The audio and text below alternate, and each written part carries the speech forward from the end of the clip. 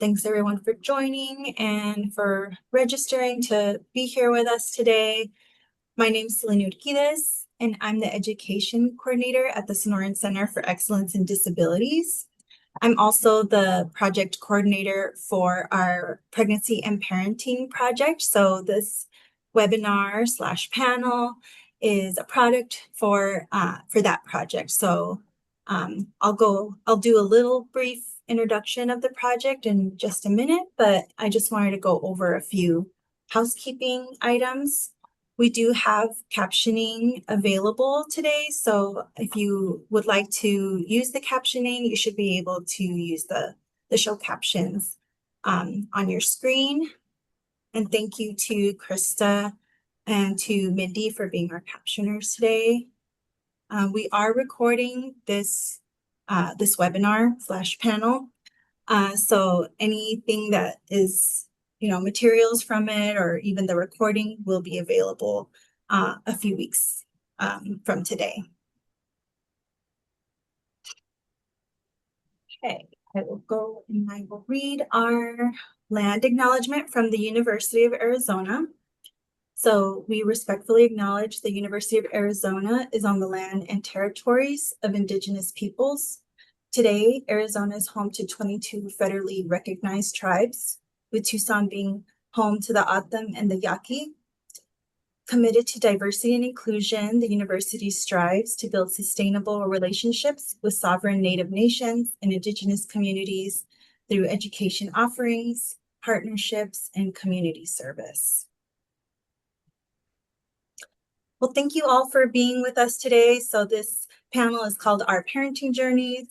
Before we get started with our panelists, I just wanted to kind of give a brief overview of our project. So we are currently in year 2 of our pregnancy and parenting support for people with disabilities project.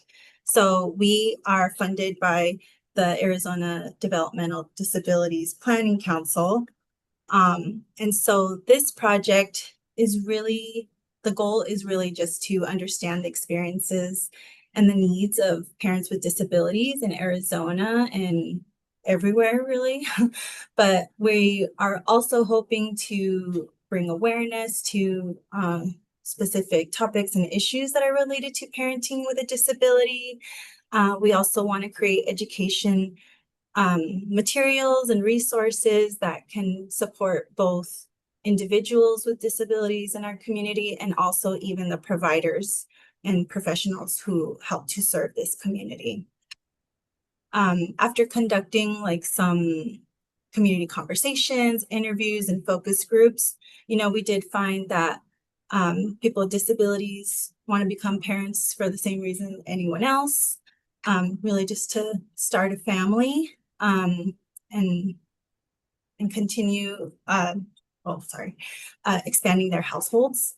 But we also know that their services and supports sometimes are inconsistent or inaccessible, or even sometimes don't exist, like the type of support that parents with disabilities would need. So today's panel, we're giving some parents with disabilities a chance to share their stories, and you'll be able to hear directly from them what they've experienced, what's helped them, and what still might need to change. So we're really honored to have them here with us and really grateful that they are here to share their stories. So I will let them introduce themselves and we'll get them spotlighted. Jacqueline, would you like to introduce yourself first? Yes, thank you, Selena. My name is Jacqueline Cuevas. I'm from Detroit, Michigan. I have 3 children, Rosalinda, Elisa, and Elias.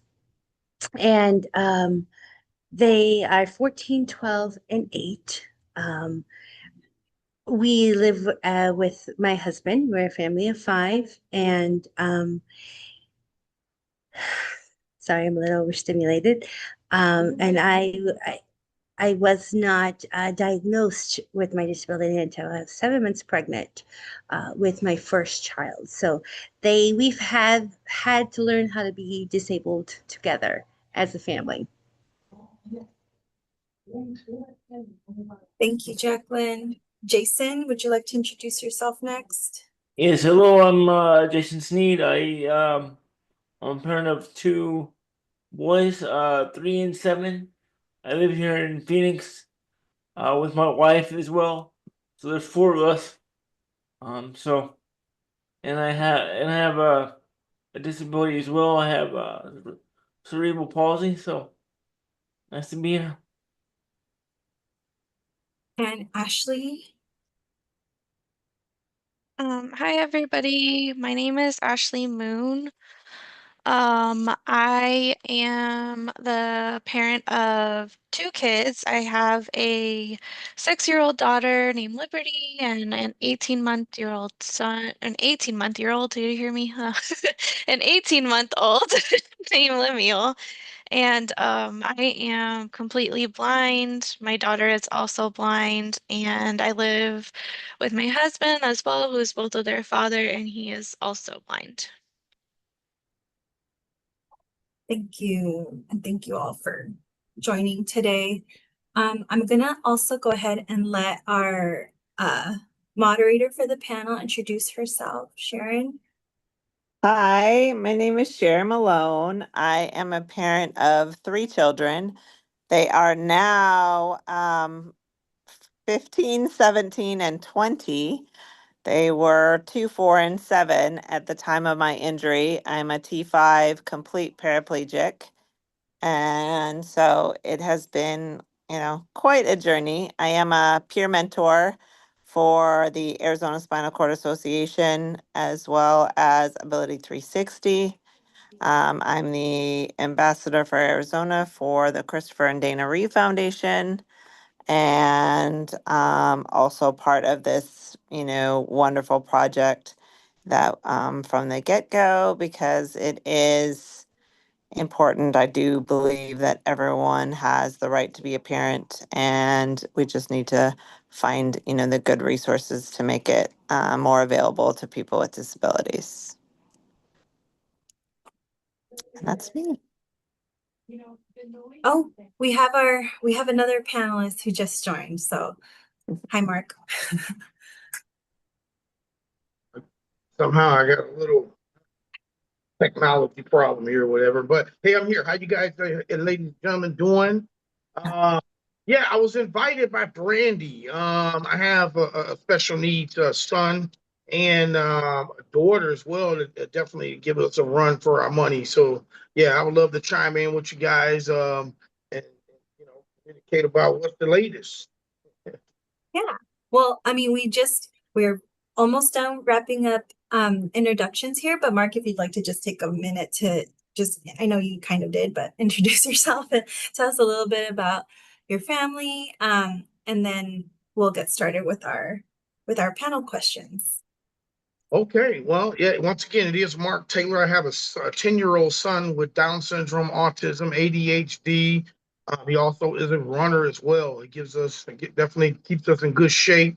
I have a daughter with dyslexia and a 7-year-old and then a 13-year-old with ADHD, ODD as well.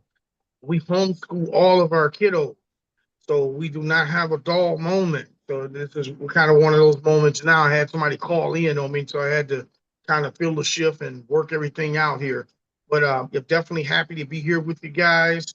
I will be chiming in and out. I'm so sorry, but I didn't want to let you down. But I am still at work, so I had to kind of, just tough it out and put an ear to the phone. No worries. Thank you. Thanks, Mark. Okay. Sharon?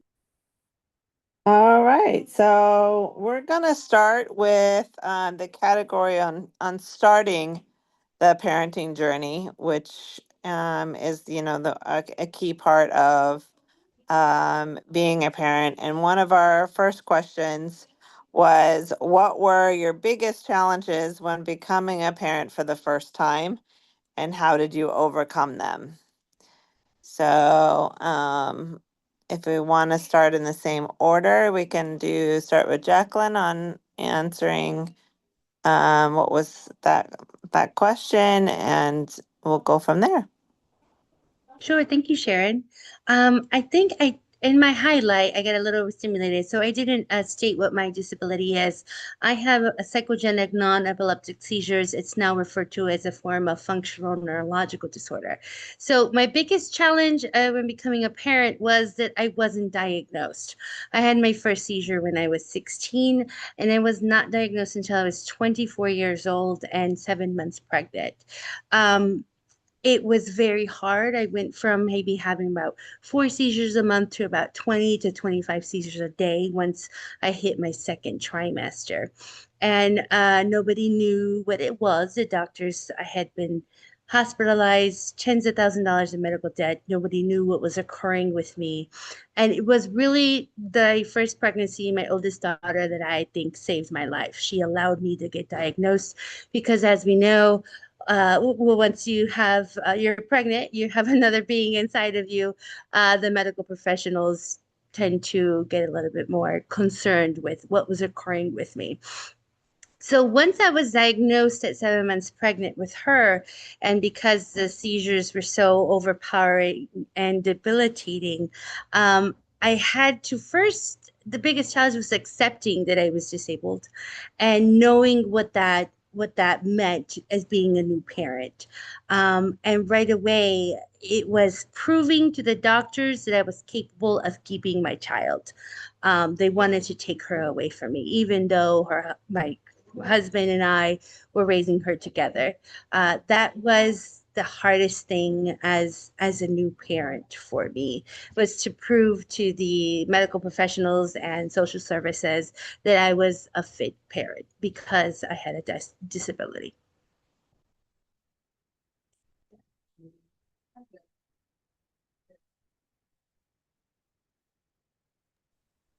Thanks, Jacqueline.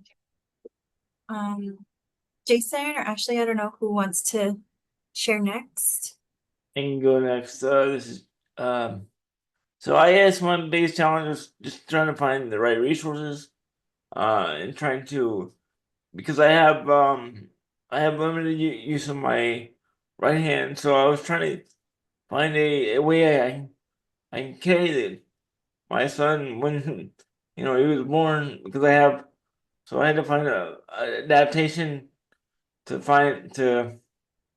carry my son, because I knew eventually I'd have to carry him somehow. So and my wife is able-bodied, but I am not. So but so I was able to find something, but after talking to several people, and then also going to like CPR classes and stuff, and making sure that because some of them were accessible and some of them weren't. So just finding the right classes to go to and making sure everything was accessible. And finding the right resources, it was difficult. And then once you get into that process and it actually happens and the kid's born, then all that stuff gets thrown out the window, and you have to kind of, you try to prepare, but you're not really prepared until it actually happens. So, anyway, that's my my 2 cents. Excellent.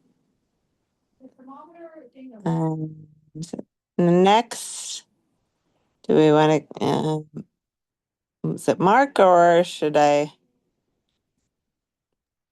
Since you All right, were, I'm available. I'm available.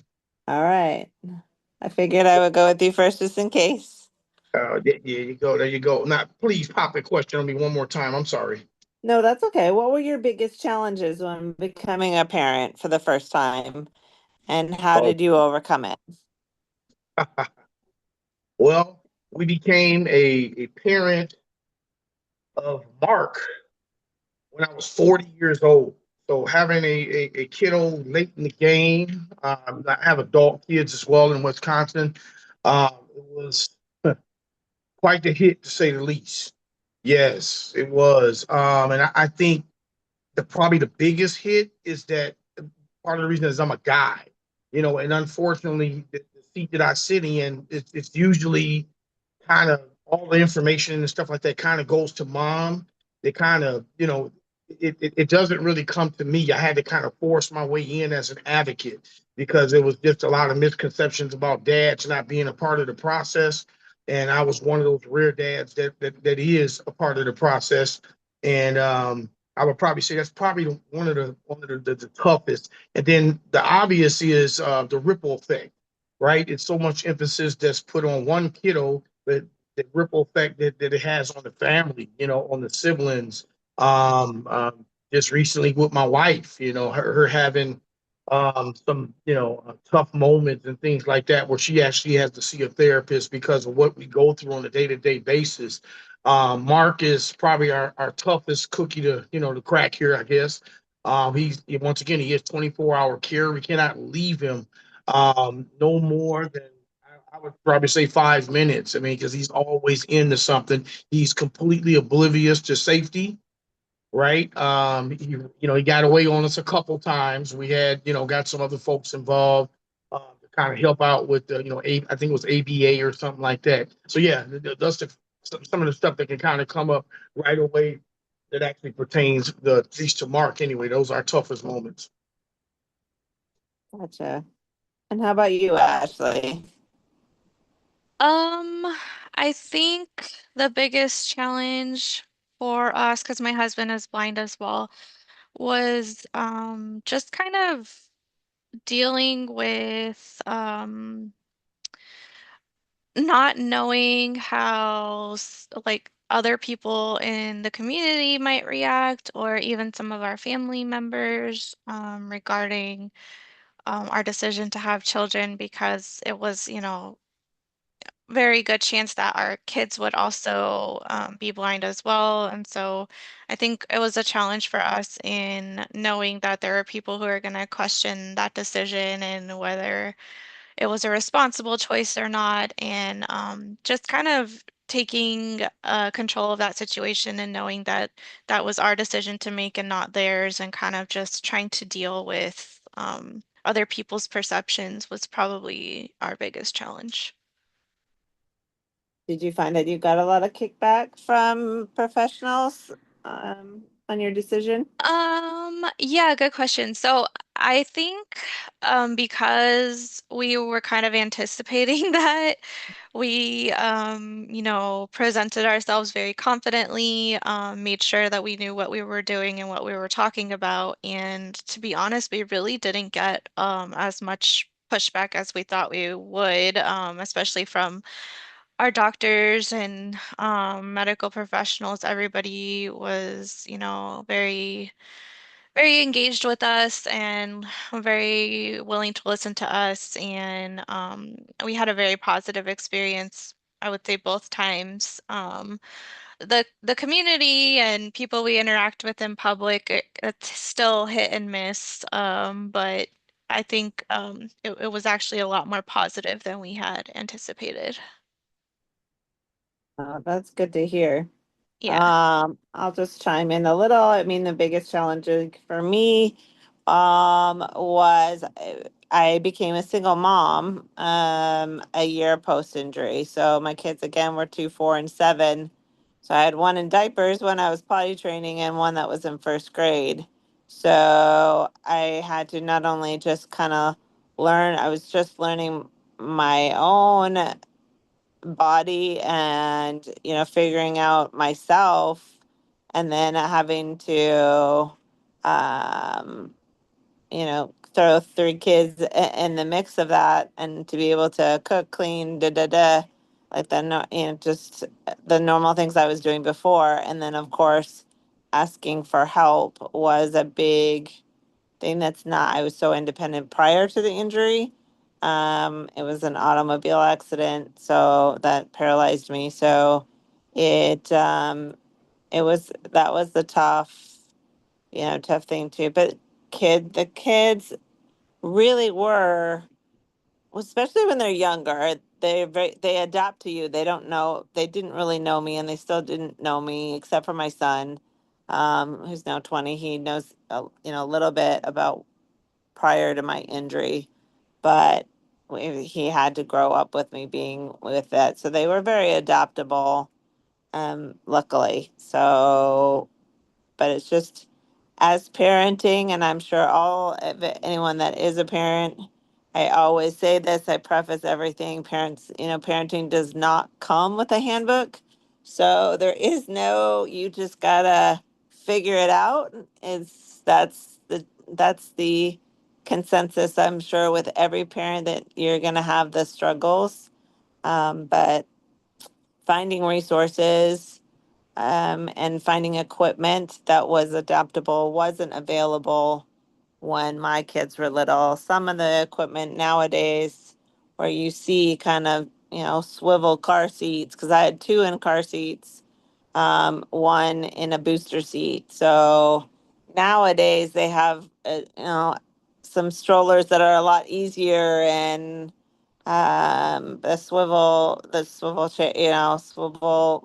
car seats that would have made it a lot easier for me, or cribs that could come down. Those kinds of things were not available for me at the time when my kids were. So that was a big thing for me to overcome. So let's jump into the next question, which was, what advice would you give to a new parent with a disability? So we'll again start with Jacqueline and then go around again. I think the best advice would be, don't compare yourself to anyone else. You have to get in touch, become vulnerable with what you need. You have to be your best friend and your best consultant. You can't compare yourself to someone who is differently abled than you, whether they be completely able-bodied or even if they have a different kind of disability. We each have our own limitations and our own capabilities. And the best thing to do is to get to know yourself, whether this is a newer diagnosis or you've been living with this disability for all your life, and create your own standard of what parenthood is. I had to realize I couldn't go, I can't do Cedar Point and circuses and big concerts like a quote unquote normal human being because of the overstimulation. I had to create my own standards, my own norms, and allow my children to be comfortable in that, so that they didn't grow up feeling that they were missing out, but that we just lived and viewed things differently and everything could be our own adventure. So I think the best advice would be, don't compare yourself to anyone else. Create your own realities at a standard that is good enough for you, and you're worthy of enjoying life on your terms, and to teach your children that they can grow up to be compassionate human beings and set that example out in the world for other people as well. Perfect. And Jason, how about you? Yeah, I definitely agree with Jacqueline. I think that's great advice. Except one thing I would say though is to get lots of sleep ahead of time, because you're not gonna get too much sleep, when it happens, because you're gonna be like a zombie. So and try to and rely on, even though they don't have the same disability as you, they might have some ideas. So like I had a coworker that taught me how to change a diaper, and that was happened to be very useful with one hand, because she had CP as well, and she had a kid, so she was able to teach me. But just and rely on other people, with older kids that are around you, or to help you out and give you suggestions on what to do. They might not have the same disability as you, but they might have some ideas. So that's all I got. Perfect. And Mark? Well, unfortunately, I can't, speak from the lens of, someone that's disabled. But I am a certified advocate, and I actually connect families with special needs service providers. So the advice that I kind of get is, it's kind of simple, in my eyes, is if you want to stay warm, you got to stay near the fire. And what I mean by that is, you got to make yourself involved in the community, right? I mean, if you're Down syndrome, you got to get involved in the Down syndrome community, being parts of trainings, conferences, symposiums, that sort of thing. So those are some of the things that I encourage other parents of the world to actually get involved, and I love what the first young lady said, just being yourself. You know what I mean? Because at the end of the day, even, typical folks, we still have some sort of disability or special need within us. And I found that out by having Mark, that my other two kids were having some issues as well. And I don't think that I would have found that out if I wouldn't have had the mindset and being around people in general. So yeah, definitely if you want to stay warm, you gotta stay near the fire, um, stay encouraged. And I think the biggest advice of all is pray, man, get to know God a little bit better. So that's my telltale. Excellent.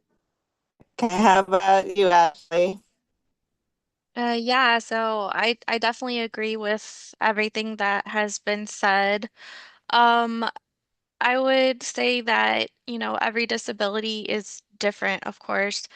But learn as many of the alternative techniques that you might need to use to be a parent as soon as possible. For me, that meant doing what Mark said and connecting with a network of blind people and getting to know other blind parents and learning about some of the alternative techniques that they've used. And, how do I measure medicine and medication properly for my daughter? How do I coordinate her clothing? How do I manage being out in public with a car seat that I can't leave in a vehicle because I don't drive, and having to carry that around and, just all those little things. Learn about all the alternative techniques that you are going to personally need, even within your disability, what works for one blind parent doesn't work for another. And, so just learning what's available and what skills are going to benefit you, before the baby comes is really helpful. And yeah, definitely getting connected with a network of others who have been in your situation, and who are familiar and comfortable and ready and willing to provide that advice to you. Excellent. So, really for me, again, it's gonna be don't compare you like everyone else. Everyone else's is the exact same answers. Really don't compare yourself to anybody. You do have to ask for help, and that is a really big challenge. Um, but if anybody wants to give and help out that can take it. It's not a weakness, it's just asking for help, and that will go a long way. Family, friends, having a good community, and like I said, me getting involved with the Spinal Cord Association and Ability 360. I got to learn things from other people that made it more, less, I should say, less difficult, and pointed me in the right direction that I needed to go. I was devastated, during my divorce, and I worried all the time that, am my kids going to be taken away? But I was able to adapt everything that I could possibly need to set myself up for success. So, but I had, advocate for yourself. There's no reason that you can't do. It's just you got to do it. I might have to do it a different way. So that's all. Just you're still going to be able to do the things that you want to do. You just got to do it in a different way. That's all. And your kids are not going to, know, especially when they're younger, they don't know any different. So they don't see you any differently than any other person. So I always thought that'd be embarrassing to them. But really, honestly, like, why would I be embarrassed? And I'm like, okay, I'm just checking. So they didn't feel any different that I couldn't do anything. So. All right, let's jump into the next question is what is the best parenting advice you've received from another parent with or without a disability? And then we'll start with Jacqueline. I think that for me, I was really mulling this one over. I don't think I received good advice when I first became a parent because I have a more psychogenic, psychological um, condition that has very physical effects on my body, the way I can function. And the way I was being told to parent was for someone who was more neurotypical and able-bodied. I was just forcing my body to breastfeed. I could not breastfeed. It was not something that was working. I was forcing myself to stay awake and to be. I come from a traditionally Mexican family and Dominican family, so those values of still, being with my newborn and still having the full course, 3-course meal and having the house clean and have all that thing. It's something it was really difficult. I felt like I got a lot of criticism when I first gave birth. So the best parenting advice I think was come from my mother. One day she just came. I'm gonna say it in Spanish because that's how she said it to me. She said, "Mija, la casa que se pudre, tú cuida al niño." Let the house rot, you take care of the baby and yourself. And that was when I was able to get peace and stop comparing myself and living up to other people's expectations and what a good mother of a newborn should be. um, I just realized that I needed to figure out what it was that I was going to be and how I was going to mother. So I remember having my newborn baby Rosalinda, and I would have the seizures. I could feel seizures coming. So I would be on the floor convulsing, and she would be in the bassinet. And I would talk to her through my seizure because I could feel her energy. They would say, "Baby, this is happening to mommy, but we're doing this together. We don't have to be scared."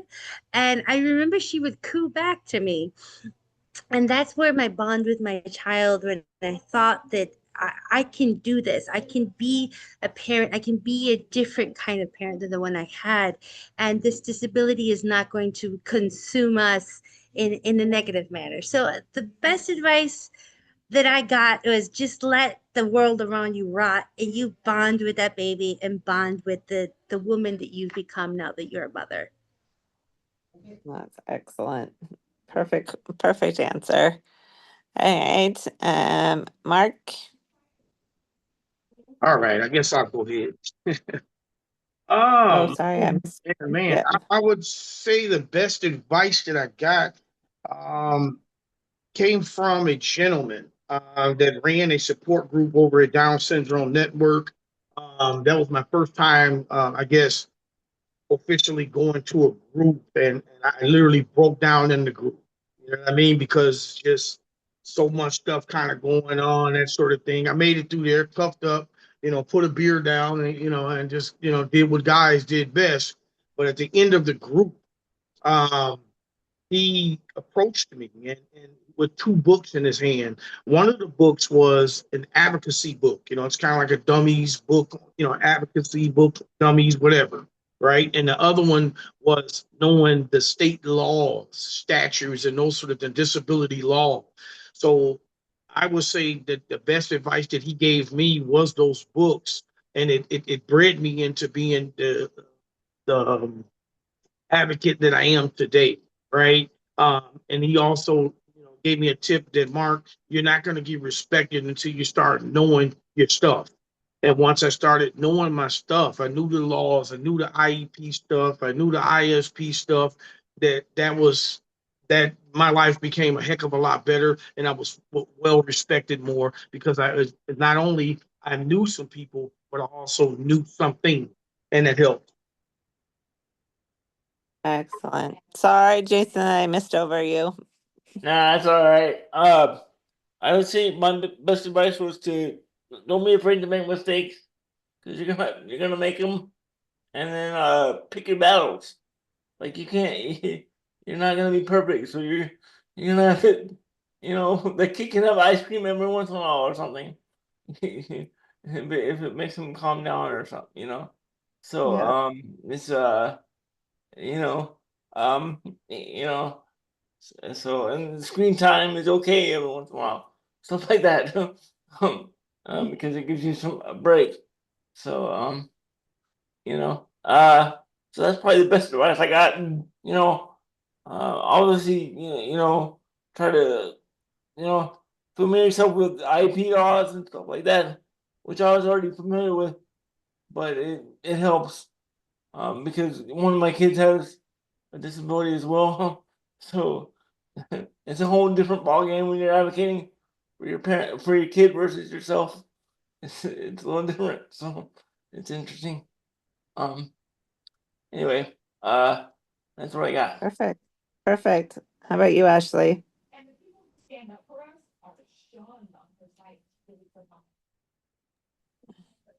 Oh, there you go. Sorry, I was muted. That's okay. Yeah, I think probably the best advice that I got was from my mom, and she basically told me that whenever anyone becomes a parent, nobody knows what they're doing. And so basically just, nobody really knows how to be a parent until you become a parent. And so there's no right way to do everything. There's no instruction book that comes with your kid. So just be patient, ask other people for help if you need help, and just do your best. And if you love that baby and that child, and you're providing for their needs the way that they need it, then you're doing a good job. And, there's a lot of pressure, but nobody else knows what they're doing either, so don't feel bad. Perfect. So yeah, I think I got the same advice, and really honestly, there is no right or wrong. I got a lot of support from family and from friends that were like, "You're a great mom. You're doing way more than most parents are doing." So they started like, sometimes I feel guilty that, I don't spend that much time with my kids, and I don't do this and that you do. So you're doing just fine. And it's a matter of, just overcoming your own mental. It was take care of you so that you can take care of your kid and take care of your kids. So it is something that I know we try and overcompensate, and that was something I still struggle with, but um, that's just a parenting thing as well. So it isn't because of disability. It's just a general parenting issue. So. All right, well, let's get into the accessing and expanding resources is our next topic to talk about. And the first question was, where did you find resources or support when you became a parent? So we'll start with Jacqueline. Well, because my diagnosis is psychological and psychogenic in nature, there really wasn't the disability was different, so I didn't have a lot of direction. What I found, I'm from Michigan, and I'm from Detroit, Michigan, and there's something that was called back then Southwest Solutions. It's called MySide now, but it was for mental health in our community. And they had a program that was funded through the government that a social worker would come to my house once a week and teach me for 2 hours, teach me how to bond with my child. That was, I honestly, life-saving for me. This particular social worker taught me how to bond, how to communicate, this motor sensory skills, and gave me permission to seize during the sessions and to figure out how to plan what would happen, how we would prepare Rosalinda if I have one of my episodes, how to prepare the world around us, to constantly have to prove that I'm a capable parent. And then once we transitioned out of that, the Head Start program uh, saved our life again. The Matrix Head Start program here in Detroit was essential for me not losing custody of my children, having to constantly prove. But they did early Head Start. So once I had my second child at 1 year old, she was able to go in while I worked with the neurologist and psychiatrist, and was inpatient for a while to manage my my condition, my disability. Those programs really saved the sanctity of our family. They gave my husband support and permission to be frustrated, and relief where the kids were in school. So all three of my children did Head Start, and the latter two did the early Head Start beginning at 1. So those services are so essential. They were so essential for me as a mother with disability who was still figuring out how to manage it at its worst. I'm now more than 20 years in my disability and 15 of my diagnosis, so I know how to manage it now. But those resources, the mental health, the community resources, and the teachers, the social workers, and the teachers helped me raise my children when I was most vulnerable. And that I owe everything to those services. Excellent. Jason? So I felt like the internet was helpful. I used the internet a little bit. Because when I was when I first had my son, I didn't see too much out there. So I went to the internet and I went to some things in Europe, and I was able to find some YouTube channels and different things of different parents that had disabilities. One was a comedian, and he was pretty funny, and he had a disability, and he was talking about giving his kid a bath and how that worked, and it was an interesting thing with the caregiver and everything else. So that was kind of helpful, and it brought some humor to it as well as giving me some ideas on what to do. Another thing is just like Jacqueline said, is community and finding people, different groups you can be a part of. And like I met Jordan, Ashley's husband, and we talk about our kids all the time, and that helps. So and different people as well. So I think those are resources as well. I know when Jordan had his kid, I had mine first.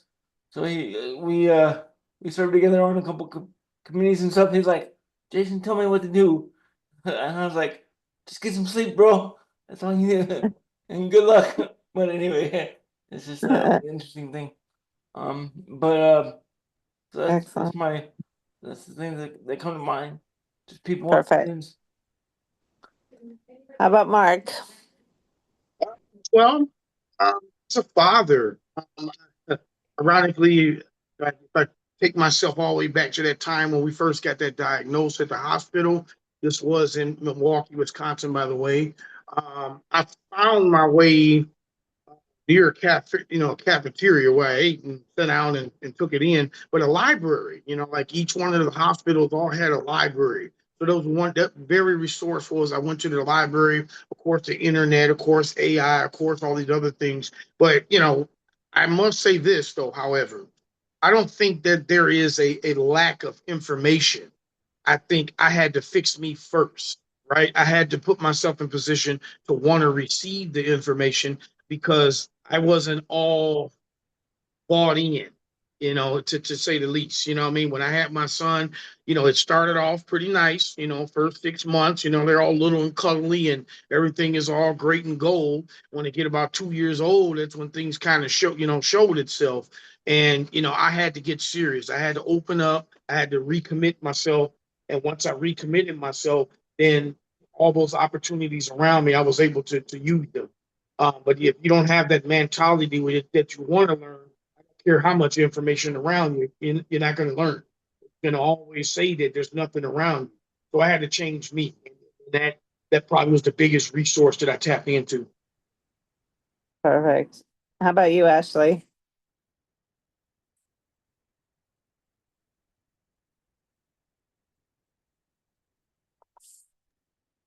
Sorry. Yeah, so I will go back to what we talked about earlier and just having a network as a resource. So Jordan and I are both very involved in the National Federation of the Blind, and there are several groups and divisions within that organization, including a blind parents group that we were able to connect with, and it was just a really great resource for finding other people who had children and been successful parents already. So that was an extremely useful resource. And the National Federation of the Blind also has a I guess you would call it like a pamphlet, but it's an informational packet about blind parenting and how there have been, many, many, many, many successful blind parents, and just lots of examples of how blind parenting is safe and, fine. Anyways, it's intended to share with medical professionals or social workers or other people who might have concerns about you being a parent. So I made sure I had copies of that with me when we went to the hospital and things like that, just in case I needed to show those to anyone if there was any doubts or questions. Luckily, I never had to do that, but it's great to have resources like that available so that if anything like that ever did happen, I know I have somewhere to go and somewhere to get that information and share it with others. So I think just having a community within your disability and outside of it, other parents, as we've already talked about, have their own challenges. Even if they don't have disabilities, they have other challenges and experiences that are relevant. So sharing resources between other parents and just building that network and that community, I think is extremely important. Perfect. All right, we're gonna start another question on what are some ways we can make sure resources reach parents with disability in the community. So we'll start with Jacqueline. For me, I didn't have a support group of other parents. And I still to this day have only met one other parent with functional neurological disorder or psychogenic non-epileptic seizures. I think unlike Mark and Ashley and Jason, I think they had mentioned being part of a group or there being some kind of national association for Down syndrome or for the blind or for cerebral palsy. With my disability, I have yet to find an association organization that provides guidance and information on parenting with this disability. So for me, what would be to find resources or how to help is creating what I wasn't able to find or asking what I need and be able to share that with other people. The biggest support that I've been able to give myself is to tell my story because this disability, this condition is still not very much understood by the medical professionals and the people who support us. So letting people know what I need, what people with parents with these more psychogenic or conversion disorders, as they're still called, unfortunately, um, and letting other parents know, ask for what you need. We haven't been able to find it. There's not a big association or there's not organizations that dedicate themselves to this research that I've been able to find yet.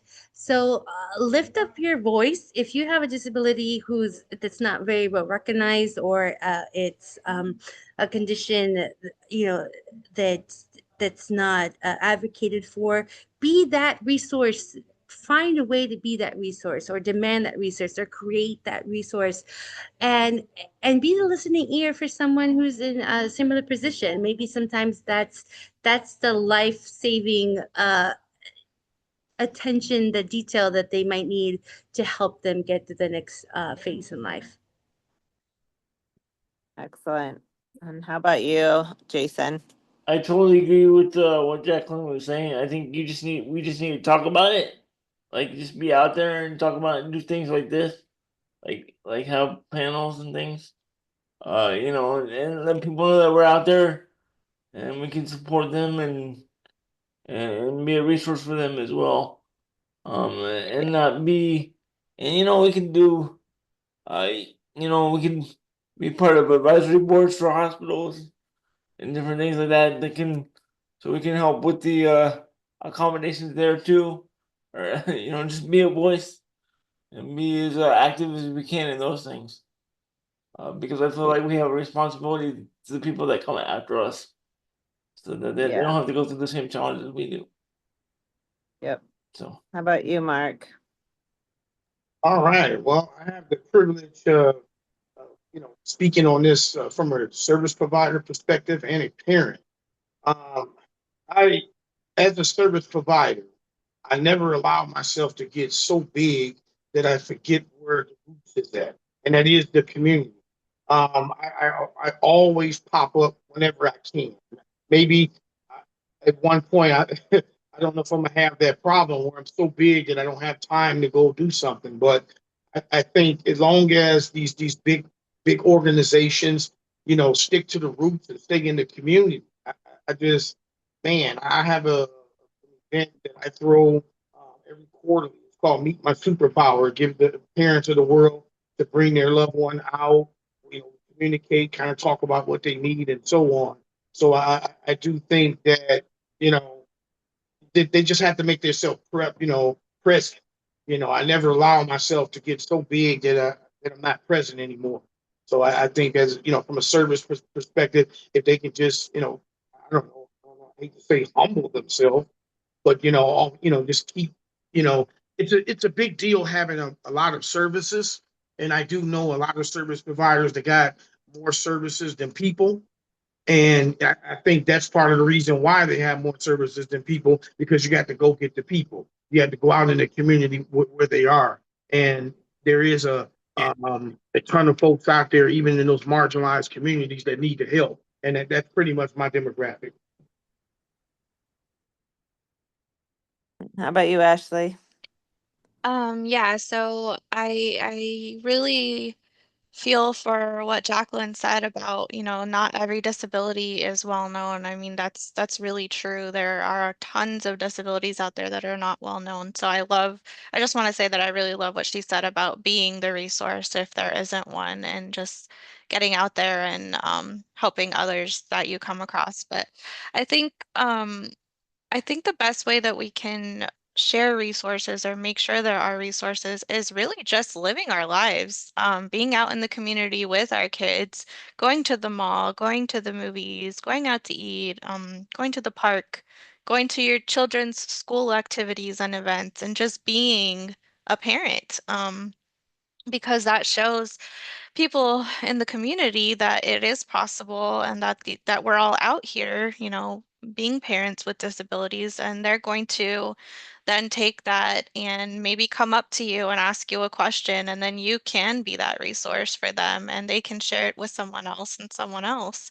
and you never know, where that's going to go. So I think building resources, as Jacqueline said, and being the resource also, as she said, just putting both of those things out there and doing seminars and things like this are, of course, always helpful. But I think just being in the community and speaking to others is important. 100% agree. Yeah, it is a challenge for resources. We have to be the voice and show the providers that we can do it. And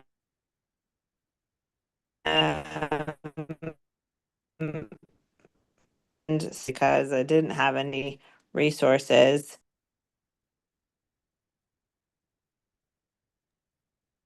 Yeah, I think I have to second that as well.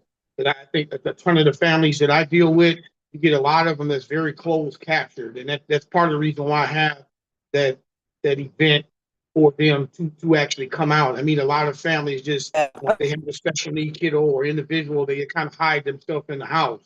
And that they're doing a disservice to themselves from an inclusive level.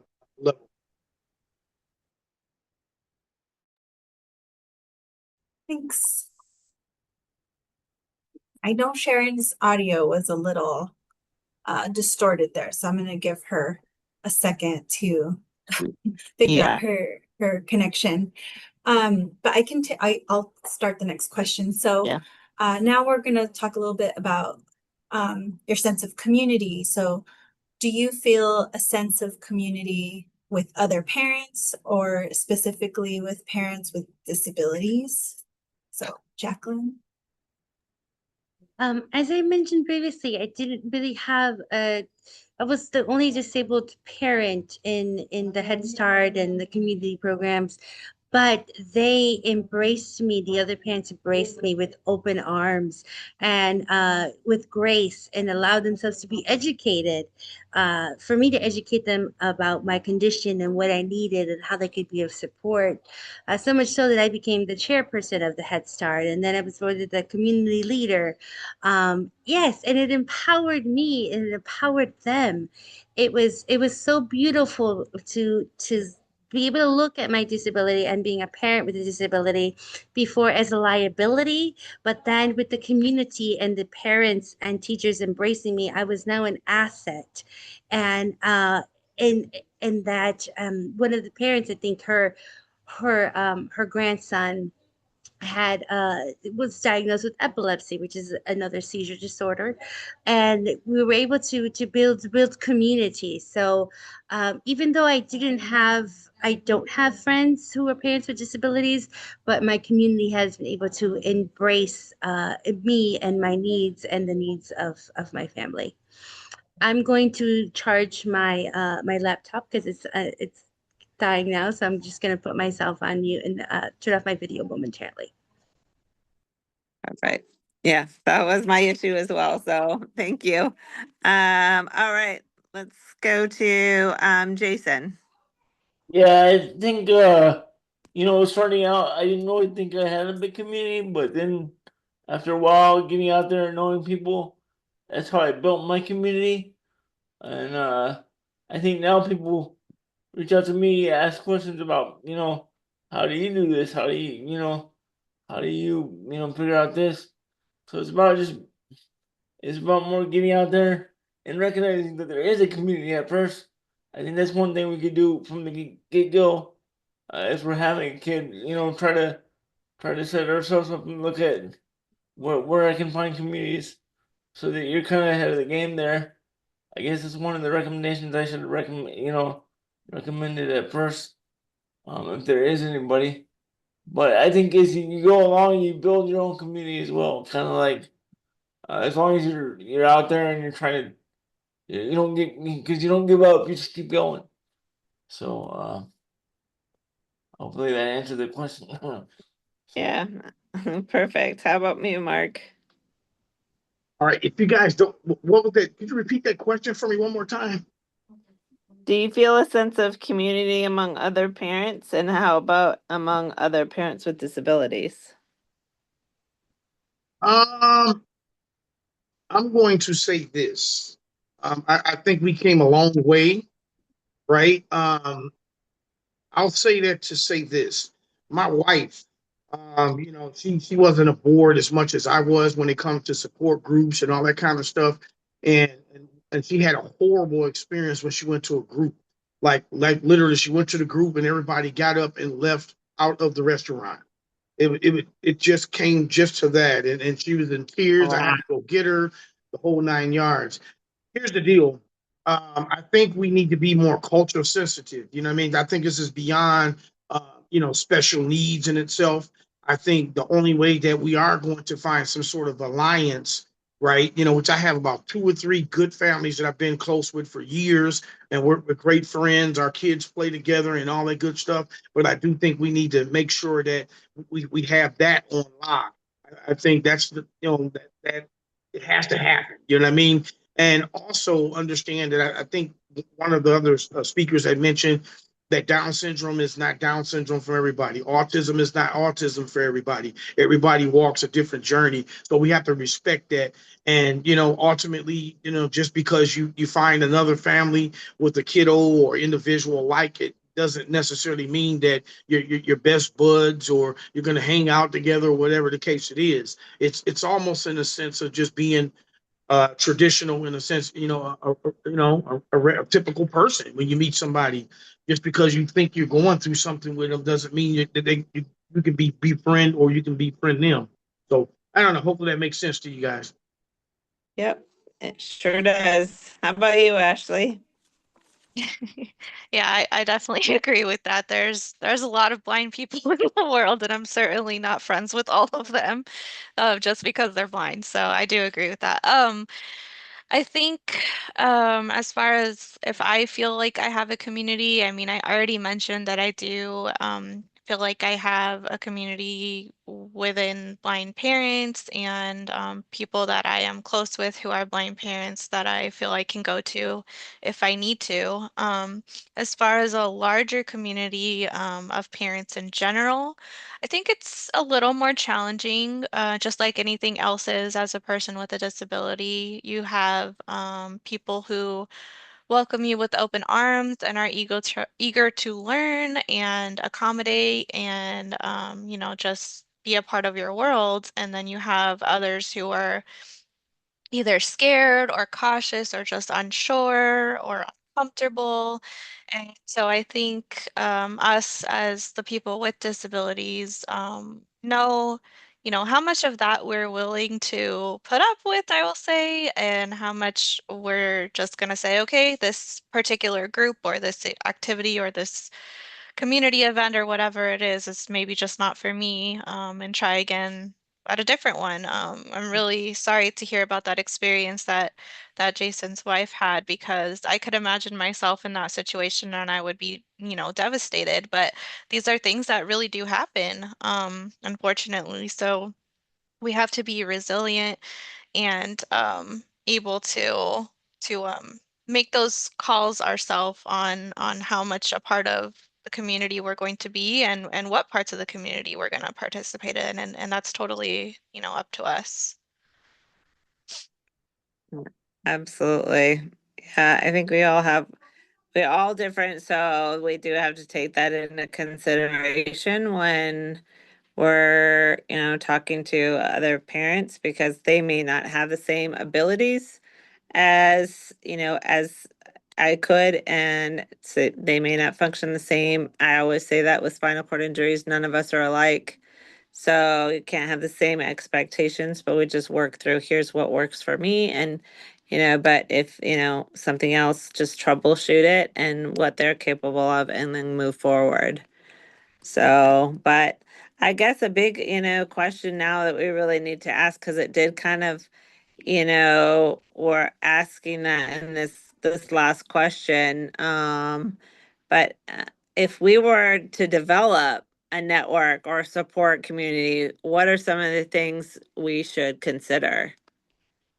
And I'll bring that to Jacqueline first.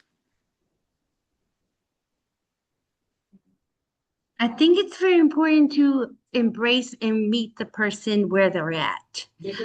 In my journey of looking for help, I felt like I had to check a lot of checklists in order to qualify for certain help or in order to prove that I was a capable parent. And I think it's important when we're developing these resources to meet the parent where they're at and the entirety of what they need and listen, to become to be compassionate and help them build their resilience.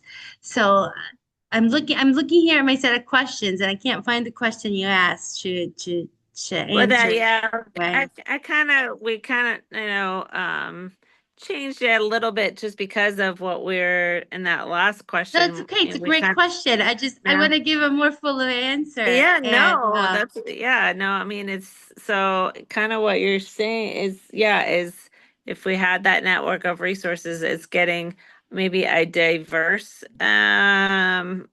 group that of, so that That would be amazing. Yes, it's kind of Yeah. like the magic wand. If I had a the magic magic wand, wand, bippity yes. boop moment would to be where all of us, all of the different disabled parents with different disabilities can come. Because I think what I've seen is that, oh well, because I'm I'm blind, I have to go to this group, and because I have Down Right. syndrome, I have to go to this group. And we can learn from each other and provide that example. Like I love what Ashley said, just being yourself in community. So if we could build a network, I would love there to be a network of just More disabled inclusive. parents. You don't have to fit a certain checklist of a certain mold to be able to come and be together and learn from one another.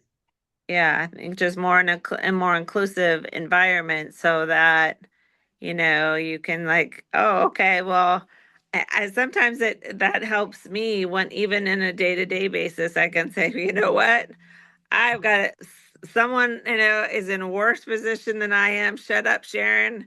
You can do this. And so it sometimes helps in a little way when you have a more diverse and inclusive, and that that you're a part, not just, yeah, exactly, like not just one community, but further communities that are out there. So Right, because you can learn from how other you people learn have from, yeah, adapted to yeah, their disability and what they need. As my husband is blind in one eye, and I've learned how he handles certain situations that can help me when I'm overstimulated in other situations. So I think that would be helpful. perfect. And how about you, Jason?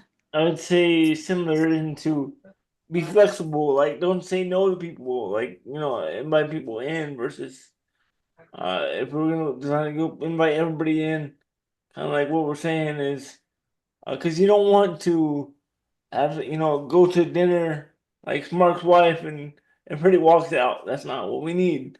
We need to be supportive and be there for each other, no matter what our situation is, and try to be flexible and know that there's not one way of doing things, and not everybody fits into a box. Or I know that's cliche, but Mhm. so it's But really saying that we can do it. It's yeah, we just we can't got do to it. do it. So that's the probably a foundation of having a network. Starting a network is letting it is possible, and that would be a good foundation to know that you can, and then building from that point. Right. I'd So like how to about add you, something. Mark? I know, I'm sorry. I Oh, just want to sorry, add something Jacqueline. just Yeah, really no, yeah, quickly. yeah. Also, I would love for medical professionals to be more compassionate because I heard a common theme of having to go prepared and justify yourself as a parent and your decision to become a parent. And if we're building this network, medical professionals who are compassionate and really want to serve our population without judgment and work alongside of instead of more like a judgment dictatorial position, that would help us create, I think, safer family environments for ourselves as we navigate this unknown land that is parenthood. 100% agree. Having medical professions be a part of the groups, even to listen to stories, it makes a big difference. I know I go to OT and PT students and tell my story, and then they're like, wow, wow, I cannot believe that you had gone through that. And that, how I'm like, how could you have helped in that situation?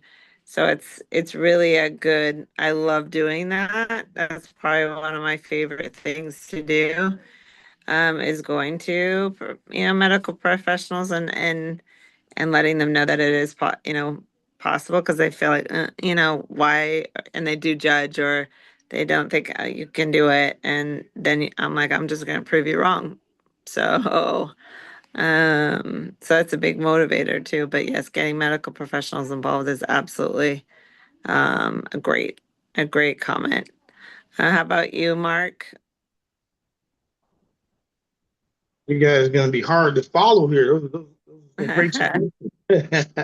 I know we all have similar things. That's right. That's right. I'm gonna try to tackle this from a service provider perspective and from a parent perspective. From a service provider perspective, so to speak, I find myself to be amongst other service providers, and I think most of you guys are agreeing to this. It, we we all want inclusion, right? We all want us to be accepted, of all of our groups to be accepted, but we don't accept each other. Where like I find one, I find one organization in another organization kind of have issues with each other. I find somewhat in the community, it's weird me being an advocate for Down syndrome and autism, like there's a big discrepancy in that. And like the Down syndrome people don't get along with the autism people, but at the same time, as an agency, we want we want to be, I guess, respected. We want to get seen. We want to be inclusive, but we're not inclusive amongst each other from agency to agency. And I think that has to get better. And then as far as, from a parent standpoint, I think we got to think outside the box. We got to think outside the box. I mean, and I got to bring this up because I think it's so appropriate. When I first went to that group, that was amongst many groups that I have been to, but I did not feel welcome. This particular group, ironically, I was the only African American man in that group, and I still felt wanted. I felt connected. I felt everything and above. Don't assume because like I did, right? I assumed that people that look like me, I thought that I would fit in, and it's not necessarily the case. I've made some of the best friends over the years, and so on. So I give a lot of kudos to the Down Syndrome Network and their dad's group. It inspired me to do my own dad pop. I call it Pops. So it will be kind of making its way here sometime soon. But yeah, I mean, definitely, thinking outside of the box, finding those different type of connections, I think it'd be awesome. Hopefully, I answered the question. Yes, absolutely. And you, Ashley? I mean, you guys really covered everything that I can think of, but I do want to add that I know the focus here is on parents and parents with disabilities, but I would also love to see something for our kids, as they get older, they have questions about our disabilities and why we're different and why we do things differently than their friends' moms and dads. And I would love to see more information and resources for them to talk to each other and share their experiences and be able to know that there are other kids who have parents with disabilities as well, and they can have a community as well, because their life experience is going to be different than a lot of their peers. So I think that would be a great addition to a resource like this. Yeah, wow, Ashley, that is an excellent idea. I know you're right. We have focused on that and we haven't focused on the kids part, and that's a really good point. All right, well, let's jump into the last category that we kind of wanted to talk about was advocacy, which we kind of really have throughout this, but we'll highlight a few questions on that: advocacy, inclusion, and resilience. And our first question is really going to be with the first on the mothers, and then we're going to talk about the fathers. So to the mothers, what kind of accommodations did you need during pregnancy if you were pregnant? Were you able to get them? And how did you advocate for yourself? So this one kind of, Jacqueline, you could probably, talk more on that because you were in the pregnancy stage as well. The biggest accommodation that I needed in my pregnancy was to be diagnosed. And that happened, thankfully. So I'm very grateful for the attention that the OBGYN put on what others was dismissing as pregnancy fainting spells. I never forget. She's like, I think that you're having seizures. And the next day she admitted me into the epilepsy monitoring unit. And that was life-changing. So that was the accommodation I needed. Once I was diagnosed 7 months into my pregnancy, their non-epileptic seizure department did a really good job about helping me because I was concerned on how the overstimulation was going to affect me while I was giving birth. Because if you have stress-induced seizures, giving birth, if you're a birthing person, that is very stress-inducing. So I was worried about how it was going to affect me. And they did a really good job, even though I was diagnosed 7 months into it, I had 2 months left of my pregnancy, to help me to accommodate and learn how to control these stress-induced episodes to help the baby as it continued to develop and as it was going to come its way out into the world. And the way I advocated for myself is I just kept talking and I just kept switching. I've had so many doctors. I just kept switching OBGYNs. I think I had 6 because the answers Oh they were my giving me gosh. was, yes, it was, oh, you're just fainting. I am not fainting 25 times a day and then waking up on the floor and not realizing what happened, not remembering how I got to my room. This is not normal. So I just never give up. Keep going. That's how I advocated for myself. I knew that there was something that I needed that wasn't being given to me, and I didn't stop until I found it. Excellent. And Ashley, how about you?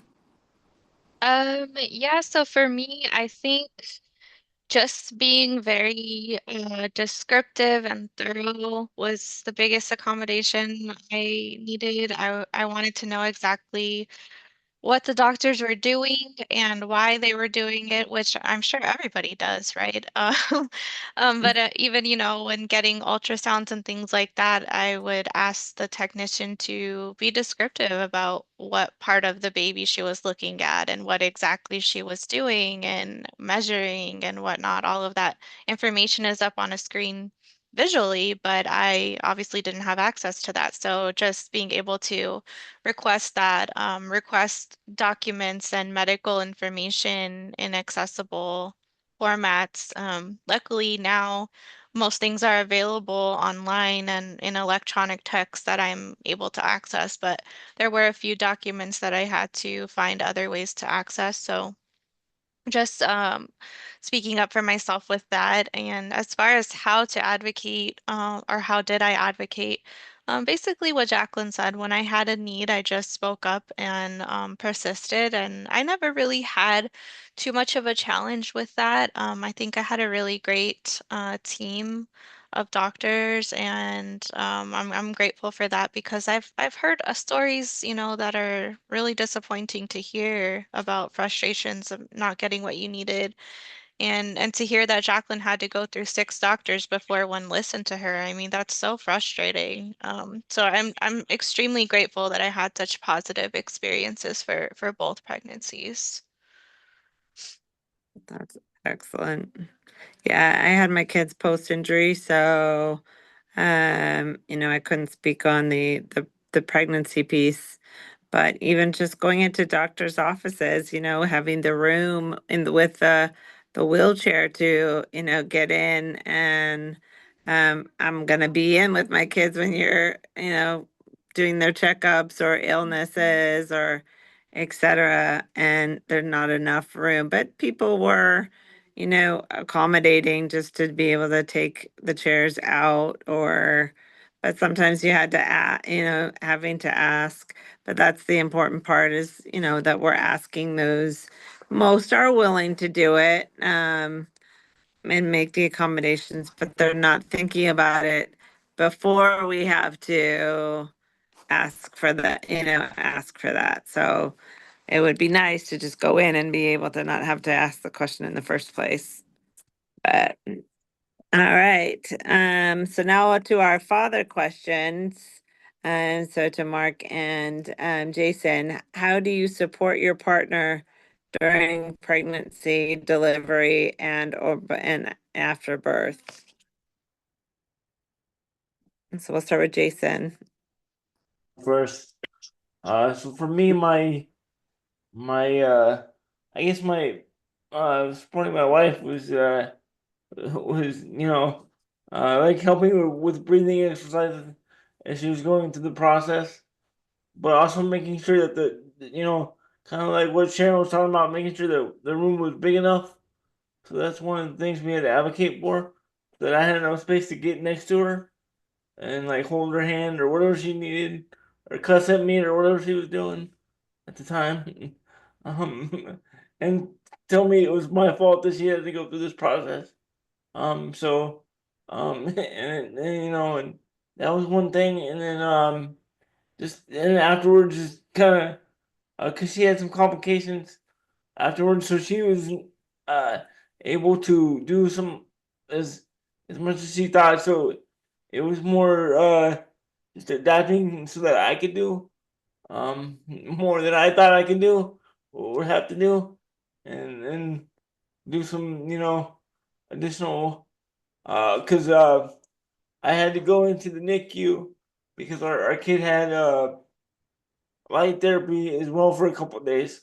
So we happened to be there for a couple of days, and it was interesting because they had you wash your hands before you go in, but then they're like, you can't touch your wheels to move. And I'm like, okay, well we're gonna have to fix this because I have to touch my wheels to move. I have to move, and so they came up with a solution of putting a hand sanitizer next to my kids, um, you know, uh, bed so I can use the sanitizer right, but so I can get close to my and hold my kid. So it was just kind of adapting and advocating for myself on the moment because I was like, I need to push. I can't move. I can't push. So that was kind of interesting. And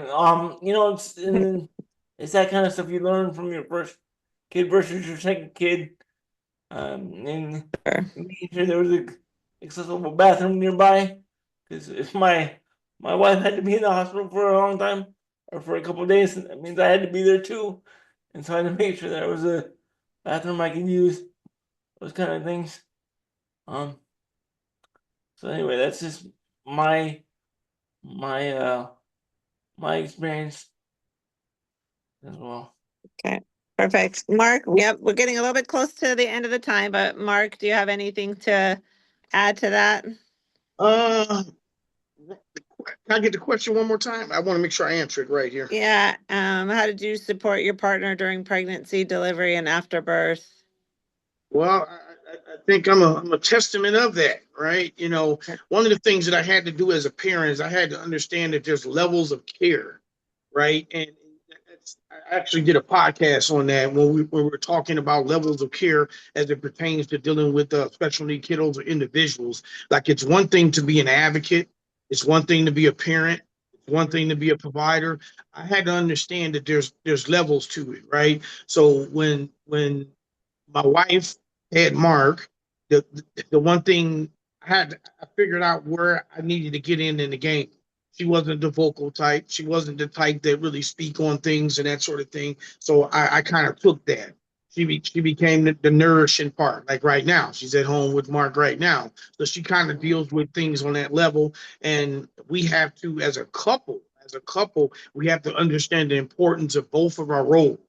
Me being an advocate, me, going to these IEP meetings, me dealing with the doctors, me dealing with the therapists, me going to ISP meetings. She don't deal with any of that. So, sometimes it gets rough where like we both kind of downplay each other's role. Or, that's all you do is just sit at home, or that's all you do is just go advocate and sit in meetings and blah, blah, blah. We have to understand that there's levels to this. So I think, that's probably the best thing that I did for my wife was to basically fight for her and fight for my son.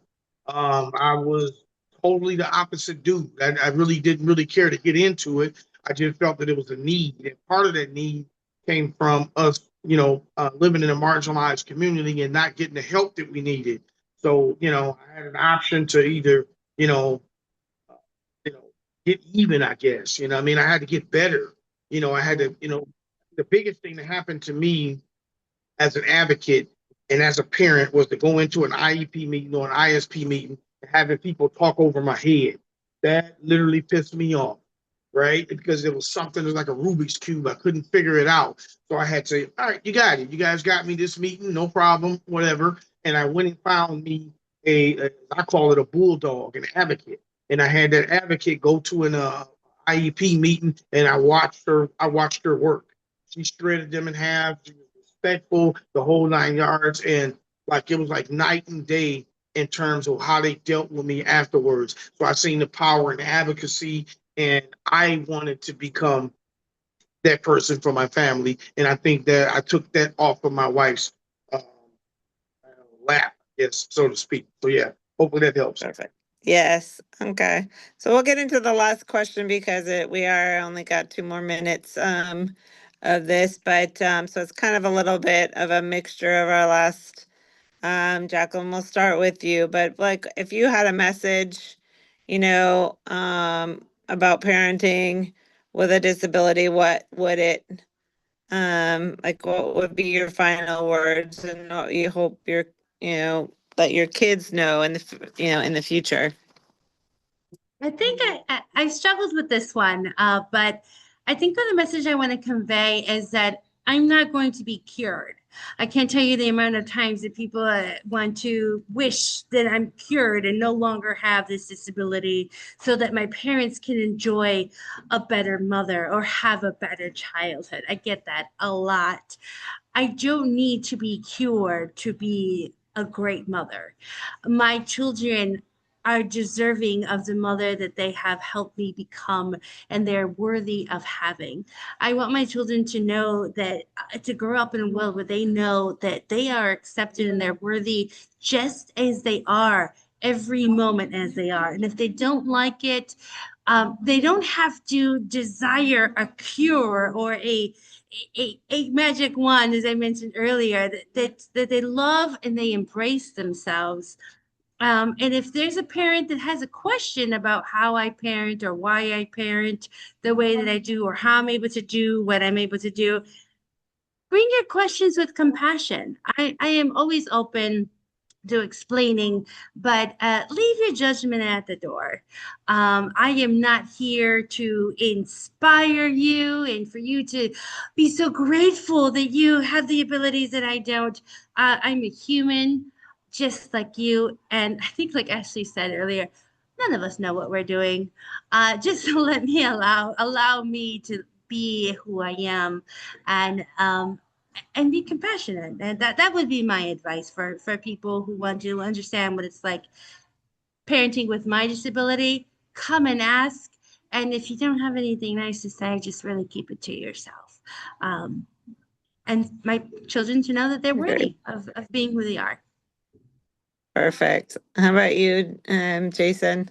Any final Well, thoughts? I guess any advice for my kids or anybody, don't give up is one of the things, and don't stare away from stuff just because it's challenging, and just be yourself like everybody we already talked about. So I'll just leave it at that.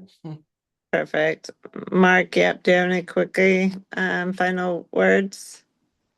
Yeah, I would, definitely say, fight the fight.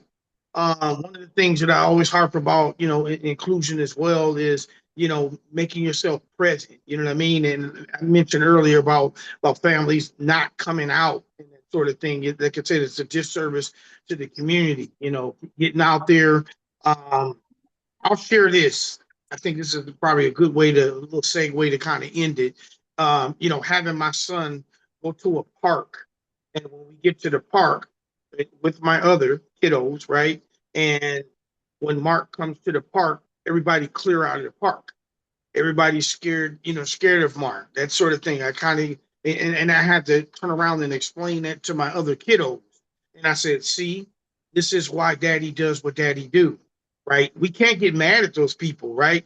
we have to take the time to, I guess, school them, if you would. We can't be intimidated or scared or anything not to speak up. If somebody looks, I went to a mall or went to a store or a park or something, and somebody look at my son all weird, I used to get pissed, right? Those are almost fighting words without saying words, just the fact that you're looking at my kiddo like that. But I had to realize that we live in a society where a lot of people don't know about the conditions that my son have, and I have to take the time, collectively and in the community to bring that, to raise the awareness. So definitely raise the awareness, stay near the fire, keep banging it out.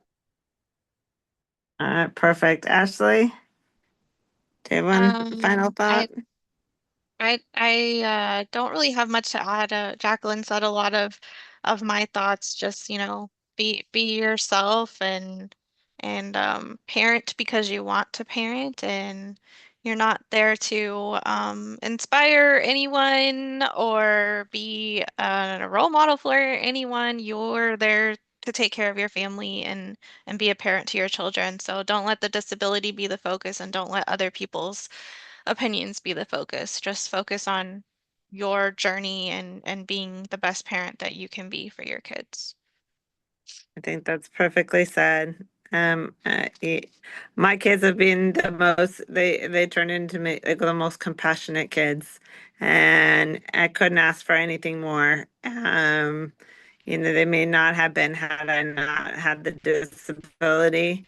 Now they realize, that there is that inclusion needed. And so I'm very thankful. They don't see it as a negative.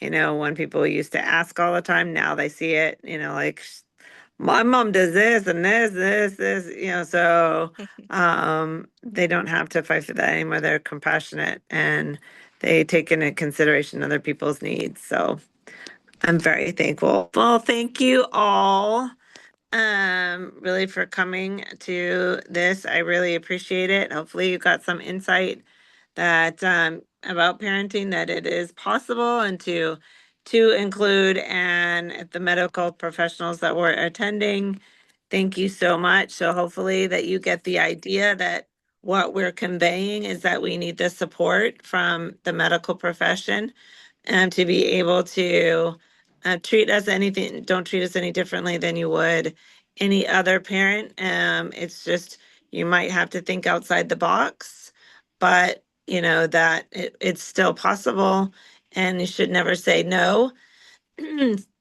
Excuse me, I'm losing my voice a little bit, but don't ever say no, and there's never say never. Everyone deserves to have a chance to be a parent, and just if that's the case, just make sure that you keep on treating everyone in the same manner.